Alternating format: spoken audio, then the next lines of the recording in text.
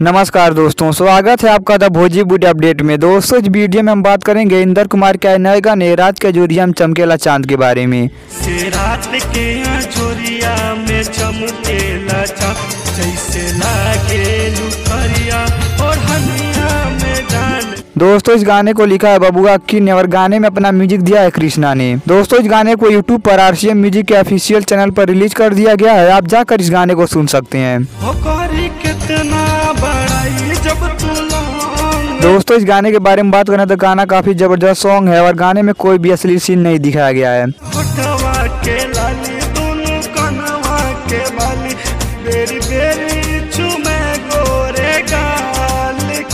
दोस्तों, अगर आपने अभी तक इंदर कुमार के इस नए गाने को नहीं सुना है तो आप प्लीज एक बार जाकर इंदर कुमार के इस नए गाने को जरूर सुनिए। दोस्तों, वीडियो पसंद आए तो लाइक कीजिए, शेयर कीजिए और साथ ही हमारे यूट्यूब चैनल द भोजीवुड अपडेट को सब्सक्राइब कीजिए। मिलते हैं अगले वीडियो में।